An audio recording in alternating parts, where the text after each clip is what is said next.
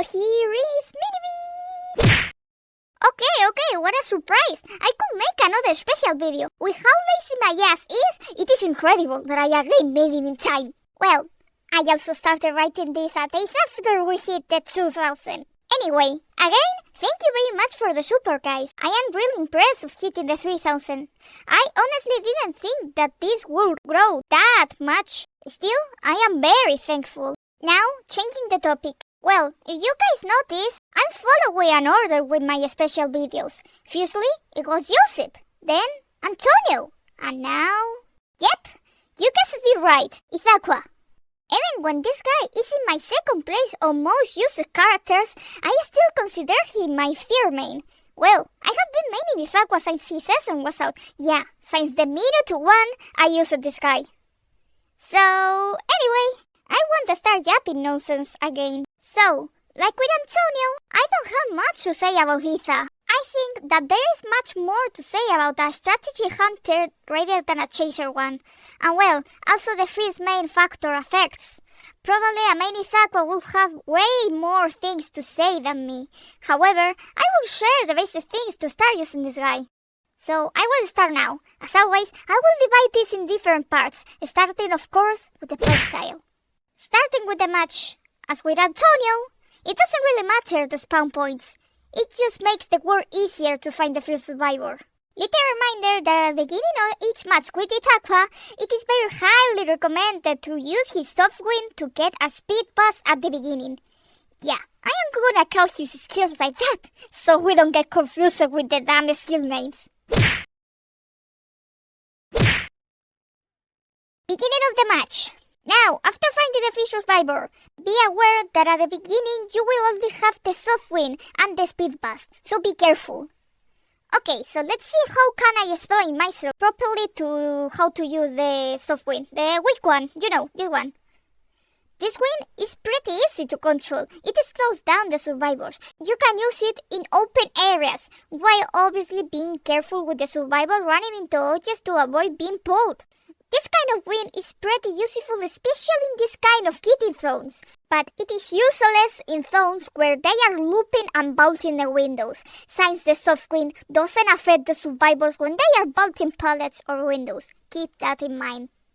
This can also be pretty useful, as I said before, when they are kiting like this. You can walk side to side while using the win, and if you make it good, the survivors might fade towards the win, which will make the pulling be faster, and they might get out of the pallet where they were camping. And also, to make the first chasing faster, you can obviously use the win speed boost. But hey, don't use it without control and care.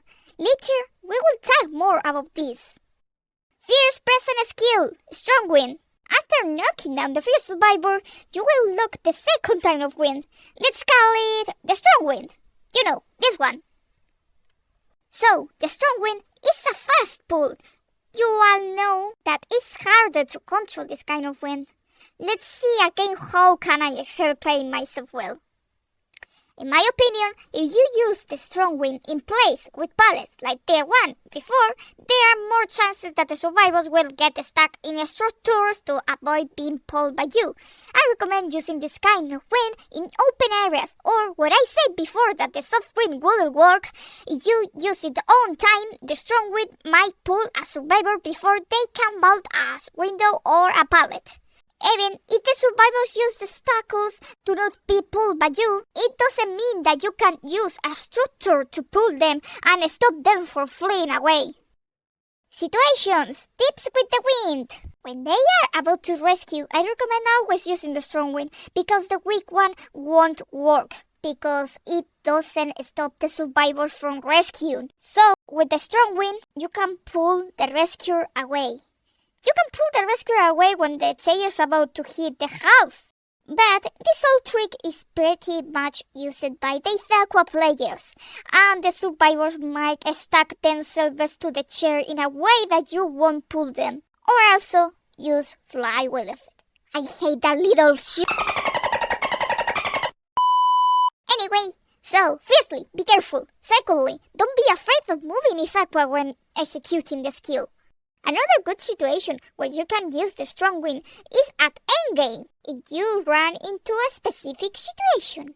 I am sure that all of us hunters had a match where the Cypher is prime, a survivor is down, and there is a damn survivor that healing him. So, you hit the survivor who is healing him, and the Cypher pops, and a hard endgame will start.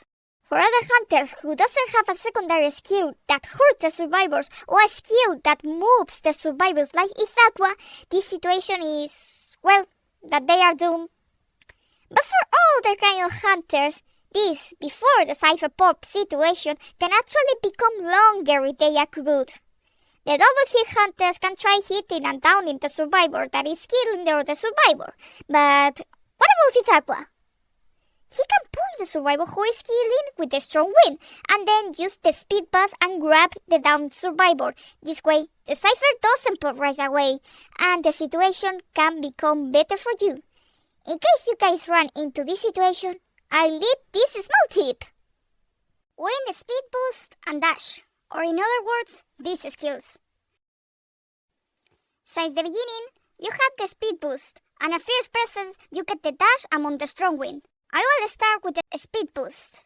Let's see, if you are more nearby to the survivor or in a place with a lot of obstacles, it's better to use the wind speed boost, and also to follow them where they are bolting. This is a good form of using them. But please, if the survivors are kiting in circles with pallets like this, please do not start jumping around like an idiot. This will make you lose a lot of time. In these situations, please, do not be allergic to destroy the pallets. Just bolt them when you see that you will for sure get the survivor and hit them. And if you see that this will end up in an infinite looping, then destroy the pallets, please. I have seen a lot of Ithaquas that doesn't destroy the pallets, and it makes my eyes bleed. Please. And now the dash. Well, I don't have much to say about it. It must obviously be used in open areas when the survivors are going away, in halls, and generally in long plays. Do not just use the dash and done. You can move Ithaqua when doing it. And since he was nerfed, his dash became shorter, but easier to change its direction better. Also, remember changing between the speed boost and the dash among with the strong and soft wind. You can also change between them when you are bolting, thing which you couldn't do when Ithaqua was released. In part, it was such a bad night when I knew that my insane boy would be nerfed. His speed while using the wind decreased as well as the length of his dash. But hey, at least he wasn't nerfed again thanks to Opera Singer coming out. And then we got the chance of switching between both kind of winds while bolting and doing actions. So in part it wasn't that bad. Anyway, with all of the basics, then it's up to you what to do and when to switch between the skills. And of course, the more reflexes you have, the faster you will react. Build! Well, as with Antonio, I don't have a perfect build for Ithaqua. I always stick with one build. Heck, I think it's the same or very similar to the one I have as Antonio. Well, I let it hear my build. I think for Ithaqua it would be good having the pallet breaking speed in your build, since you know pallets are an enemy for Ithaqua. And another good choices could be the Wanderer Order and other skills to move fast in general. Heck, and obviously detention and Tankard, unless you are the god hunter that can go with no detention. I also have seen Ithaqua players with the build that blocks the window. Well, I think in small maps this can be pretty useful. Still, you will need to take off the tension or Tankard, unless you combine it with teleport. This is up to you, but I will use that strategy in small maps. Traits. Just one word. Blink.